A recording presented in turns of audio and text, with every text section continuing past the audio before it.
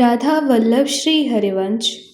आप सभी श्रद्धालु श्रोताओं का आज की इस मधुर और रसभरी कथा में बहुत बहुत अभिनंदन है। बरसाने वाली लाडली श्री किशोरी जी आप सभी पर अपनी अहेतु की कृपा सदैव बरसाती रहें।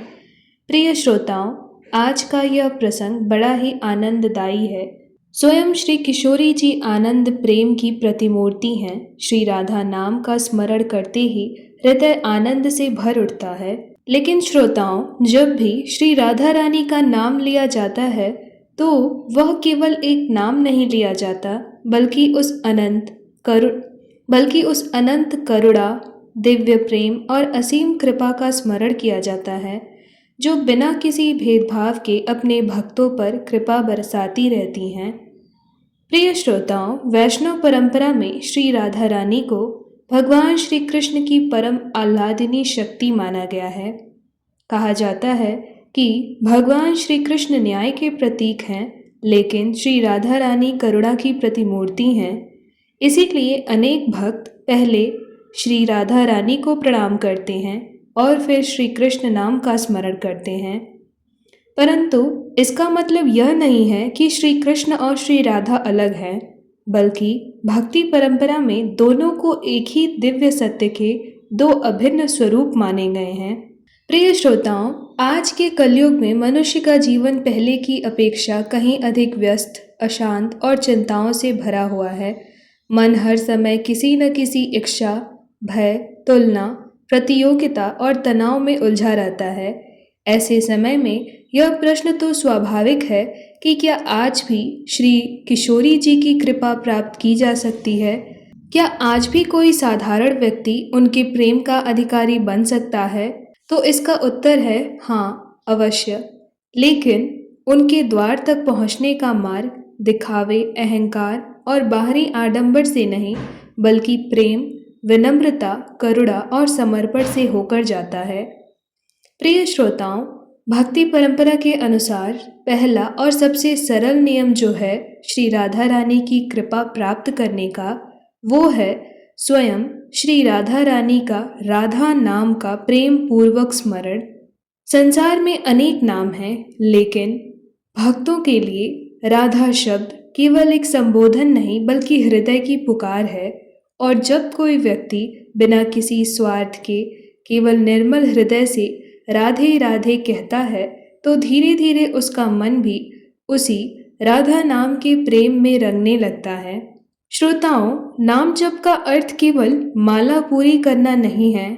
यदि मन कहीं और भटक रहा हो और केवल मुख से शब्द निकल रहे हो, तो भक्ति पूरी नहीं है।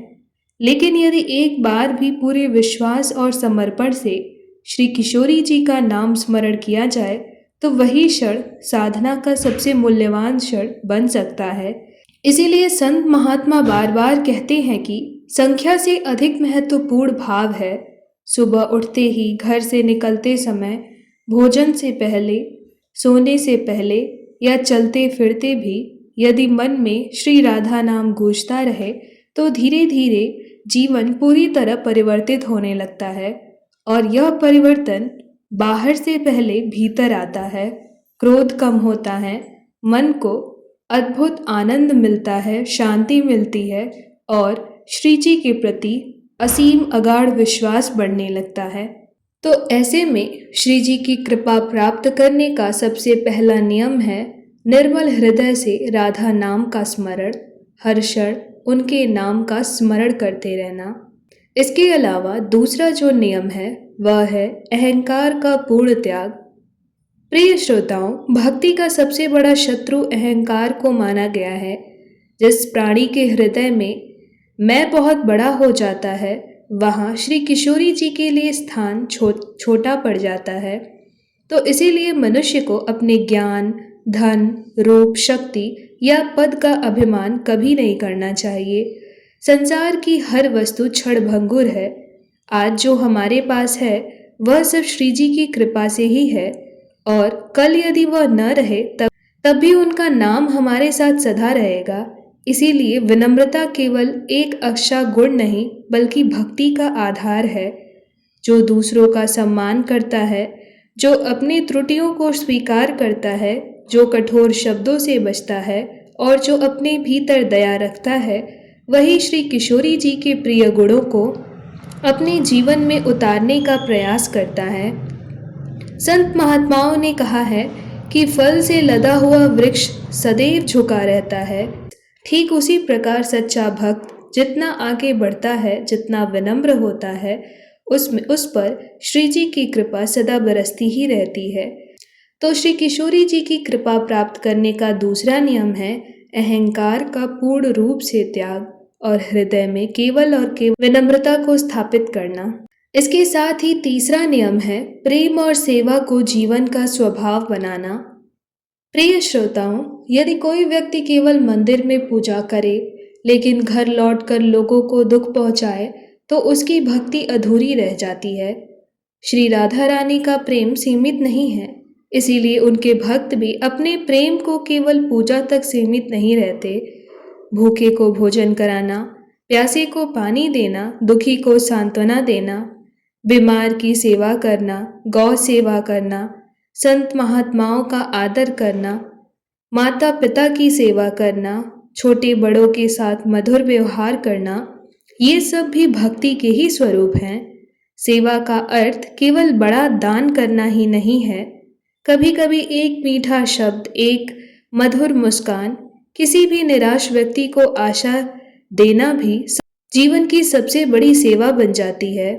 जब मनुष्य बिना किसी अपेक्षा के सेवा करता है, तब उसका हृदय धीरे धीरे निर्मल होने लगता है और उसी निर्मल हृदय में श्री जी की कृपा से श्री जी के प्रति भक्ति का प्रकाश सबसे अधिक चमकता है और ऐसे ही प्राणियों से श्री जी सबसे अत्यधिक प्रसन्न होती हैं।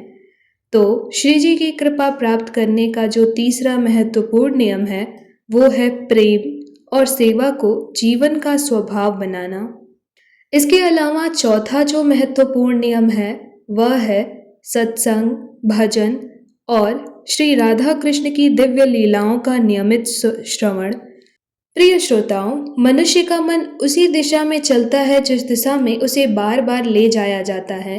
यदि पूरा दिन केवल नकारात्मक बातें, विवाद और ईर्ष्या सुनने में बीते तो मन भी वैसा ही बन जाएगा। लेकिन यदि प्रतिदिन कुछ समय भजन सुना जाए, हरिनाम संकीर्तन किया जाए, श्रीमद् भागवत को सुना जाए, संत महात्माओं की वाणी या फिर श्री राधा कृष्ण की लीलाओं का श्रवण करने में मन को लगाया जाए, तो मन धीरे धीरे संसार से हटकर श्री किशोरी जी और श्री श्याम सुंदर की ओर आकर्षित होने लगता है।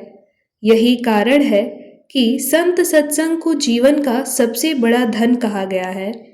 सत्संग केवल सभा में बैठना नहीं, बल्कि ऐसी संगति चुनना भी है जो हमें श्री जी की ओर ले जाए, श्री जी के निकट ले जाए। अच्छे विचार, अच्छे मित्र और भक्ति का वातावरण मनुष्य के जीवन की दिशा बदलता है। तो इसीलिए जो भी भक्त संत सत्संग करते हैं, सत्संग को सुनते हैं, श्री राधा कृष्ण की लीलाओं का स्मरण करते हैं, श्रीमद् भगवत कथा स्मरण करते हैं, संकीर्तन करते हैं, तो उस पर श्री जी की कृपा अपने आप होने लगती है। श्री जी उन भक्तों से अत्यंत प्रसन्न होती हैं। प्रिय श्रोताओं, इन सभी के अलावा पांचवा और सबसे अंतिम और सबसे गहरा नियम वह यह है कि प्रिय श्रोताओं, पूर्ण समर्पण का अर्थ यहाँ यह है कि अपने आप को पूरी तरह श्री जी के चरणों में समर्पित कर देना। जब तक मनुष्य हर बात को अपने नियंत्रण में रखना चाहता है, तब तक चिंता उसका पीछा नहीं छोड़ती। लेकिन जब वह अपना पूरा कर्तव्य पूरी ईमानदारी से करते हुए परिणाम को श्री किशोरी जी के चरणों में समर्पित कर देता है, तब उसके भीतर एक नई शांति का प्रवेश होता है। प्रिय श्रोताओं, यहाँ समर्पण का अर्थ कर्म छोड़ देना नहीं है। यहाँ समर्पण का अर्थ है अपना श्रेष्ठ प्रयास करना और फिर विश्वास रखना कि जो होगा वह श्री जी की इच्छा और हमारे अंतिम कल्याण के अनुरूप ही होगा। यही संपूर्ण और अगाध विश्वास कठिन समय में भी भक्त को टूटने नहीं देता और उस पर श्री जी के प्रति अगाध विश्वास उस कार्य को अवश्य ही सफल बनाता है। तो इसीलिए अपने आप को पूरी तरह श्री जी के चरणों में समर्पित करना ही श्री जी की कृपा प्राप्त करने का सबसे गहरा और महत्वपूर्ण नियम है। प्रिय श्रोताओं, भक्ति परंपरा यह भी सिखाती है कि श्री राधा रानी की कृपा किसी चमत्कार का नाम भर नहीं है। कभी उनकी कृपा मन को धैर्य देती है, कभी सही निर्णय लेने की बुद्धि, तो कभी बुरे संग से बचने की प्रेरणा, तो कभी भक्ति का स्वाद और कभी जीवन की कठिनाइयों को सहने का साहस। अब इसमें हर भक्त का अनुभव अलग हो सकता है, इसीलिए श्री राधा कृपा को केवल धन, सफलता या इच्छा पूर्ति तक सीमित नहीं समझना चाहिए। सबसे बड़ी राधा कृपा वह है जब मन श्री जी के प्रेम में लगने लगे और भीतर की अशांति कम होने लगे। इसीलिए संत महात्मा बार बार कहते हैं कि यदि कलयुग में कोई सबसे सरल साधना है तो वह है राधा नाम, प्रेम, सेवा, विनम्रता और समर्पण। जो व्यक्ति इन 5 नियमों को अपने जीवन का हिस्सा बनाने का प्रयास करता है, इन गहरे और महत्वपूर्ण नियमों को अपने जीवन में अपनाता है, तो वह धीरे धीरे अपने भीतर ऐसा परिवर्तन अनुभव कर सकता है जो बाहरी उपलब्धियों से कहीं अधिक मूल्यवान होता है। और जैसे जैसे कोई भक्त इन नियमों को अपने जीवन में अपनाता है तो श्री जी की कृपा उस पर धीरे धीरे होने लगती हैं और श्री जी सदा सर्वदा के लिए उसे अपने शरण में ले लेती हैं। तो प्रिय श्रोताओं, यदि आप भी बरसाने वाली श्री किशोरी जी की अहेतु की कृपा प्राप्त करना चाहते हैं तो आज बताए जाने वाले इन 5 महत्वपूर्ण और सरल नियमों को श्रद्धा और विश्वास के साथ श्री जी का ध्यान और स्मरण करते हुए अपने जीवन में अवश्य अपनाइए। श्री जी सरकार की जय।